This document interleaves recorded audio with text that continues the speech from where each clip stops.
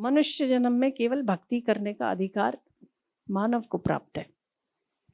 ज्ञान सिद्ध होने का अधिकार केवल और केवल मनुष्य को प्राप्त है। और वो अगर ऐसे कलिकाल में जहां पर केवल पैसा, कामिनी और कंचन की बोलबाला हो, सारा दिन दिमागों में पैसा पैसा पैसा पैसा घूम रहा हो, ऐसे माहौल में आगे पीछे के वाइब्रेशन भी आपको अटैक करते हैं। जिन माहौल में हम रहते हैं वो आप सीधा साधा आदमी होगा ना, आप 2 साल के बाद उसको बना ठाना देखोगे, है ना। जो एकदम फटी पैंट पहनता होगा वो भी 2 साल के बाद टाई बूट सूट वाला दिखेगा। माहौल ऐसा है। ऐसे कलयुग में ऐसा माहौल मिलना, हृदय पिघल जाना, ये ईश्वर की कृपा के बिना संभव ही नहीं। तो भगवान की कृपा है कि हम लोगों को मौका मिलता है। ईश्वर की कृपा है कि हम 4 कदम ईश्वर के पीछे, गुरु के पीछे चल पाते हैं, साथ में चल पाते हैं।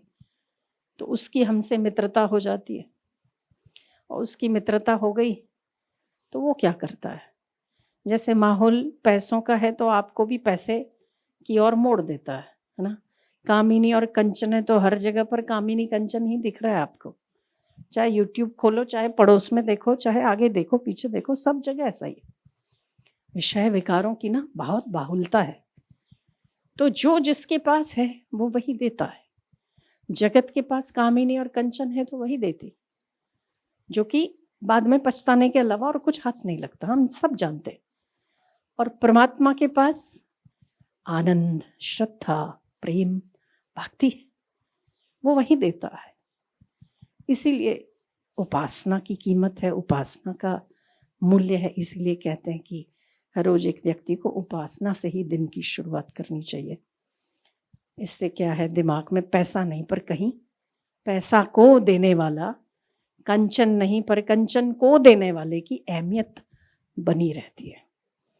और जितनी वो बनी रहती है उतना हृदय बड़ा पवित्र रहता है। अभी जो आपको रोने में आनंद आएगा ना, उतना पैसा गिनने में नहीं आएगा, सोना पहनने में नहीं आएगा इस वक्त, है ना। तो ये उसका प्रभाव है। हम जिस माहौल में होते हैं हमें वो गिफ्ट में मिलता है। तो हम तो इतनी सी बात जानते हैं कि अगर हम कोई साधारण व्यक्ति के साथ भी 5 कदम 7 कदम साथ में चल लेते हैं ना, तो वो हमसे मित्रता बना लेता है। अरे जी कहाँ से आए जी, अच्छा कहाँ जाना है जी, है ना। और हो सकता है कि उस 7 कदम में आप कहीं रुक गए, वो आपके लिए खड़ा रह गया, पीछे इंतजार करता हो कि आजा फटाफट साथ में चल लेते हैं। अच्छा आपको भी वहीं जाना, मुझे भी तो वहीं जाना था, है ना, होता है ऐसा। तो हम इतने कदम जब परमात्मा के साथ चल लेते हैं तो हमें पता ही नहीं कितने हमारे जन्मों के पाप ताप संताप निर्मूल होके हम कितने शुद्ध हो रहे हैं, हमें पता नहीं। और यही कभी किसी दिन आप भटक गए, किसी दिन अटक गए, तो ये भी आपका खड़ा रह के इंतजार करेगा, आजा तो साथ चलते, है ना। तो कौन सा कर्म उसको पसंद आ जाता है कहना मुश्किल है। तपियों के तप उसके आगे फेल है, जपियों के जप फेल है, यज्ञों के यज्ञ फेल है। खड़ेश्वरी, तपेश्वरी, बड़े बड़े नाम, 1000, 1,00,000, 108, बहुत बड़े बड़े, और रीझने को तो वो कुब्जा पर भी रीझ जाता है, रीझने को तो बेर वाली पे भी रीझ जाता है, और ना रीझने पर तो ऐश्वर्यशाली भी हवा खाते हैं, है ना।